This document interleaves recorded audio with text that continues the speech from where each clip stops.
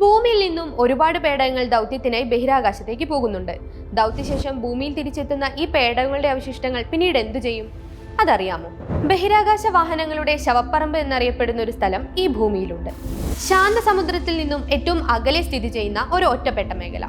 Doocy island, മോഡു ന്യൂയി, മഹേർ island എന്നീ 3 ദ്വീപുകളുടെ നടുക്കായി കിടക്കുന്ന ഒരു പോയിന്റ്, ഓഷ്യൻ പോൾ ഓഫ് ഇന്നാക്സസിബിലിറ്റി അഥവാ പോയിന്റ് നീമോ. റഷ്യയുടെ റോസ്കോമസ്, യൂറോപ്യൻ യൂണിയന്റെ ESA, ജപ്പാന്റെ ജാക്സ എന്നീ ഏജൻസികളുടെ ഉപയോഗശൂന്യമായ റോക്കറ്റുകളും ബഹിരാകാശ വാഹന അവശിഷ്ടങ്ങളും ഉപേക്ഷിക്കുന്നത് ഈ പോയിന്റിലാണ്. 1992 ക്രൊയേഷ്യൻ സർവേ എഞ്ചിനീയറായ ഹ്രോബ്ജെ ലുക്കാട്ടലെയാണ് ഈ സ്ഥലം ആദ്യമായി കണ്ടുപിടിക്കുന്നത്.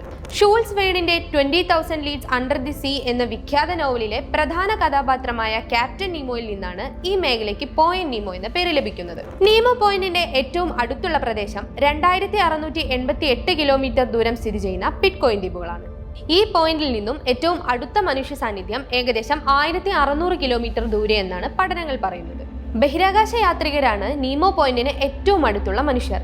ഈ പോയിന്റിന് മുകളിലൂടെ പോകുന്ന ബഹിരാകാശ യാത്രികരുമായി വെറും 416 കിലോമീറ്റർ ദൂരം മാത്രമേ ഉള്ളൂ.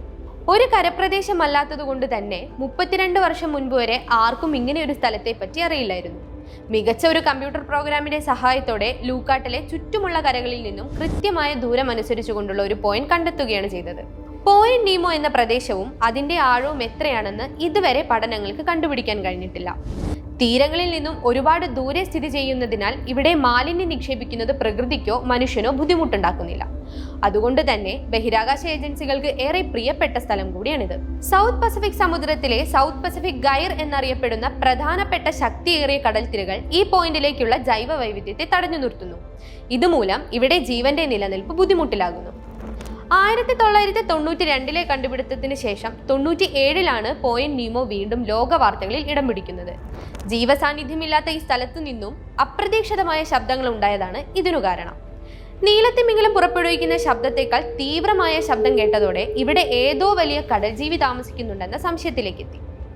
അന്റാർട്ടിക്കയിൽ വൻ മഞ്ഞുമല തകർന്നതിന്റെ ശബ്ദമായിരുന്നു അത് എന്ന് പിന്നീട് പഠനങ്ങൾ തെളിയിച്ചു.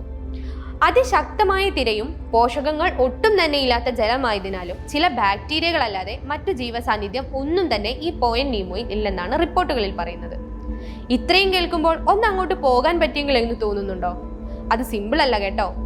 തരംഗശക്തി കൂടുതലായതിനാലും തീരപ്രദേശത്ത് നിന്നും ഒരുപാട് അകലെയായതിനാലും ഈ പ്രദേശത്തേക്ക് എത്തുക എന്നത് മനുഷ്യന് വളരെ ബുദ്ധിമുട്ടുള്ള ഒരു കാര്യമാണ്.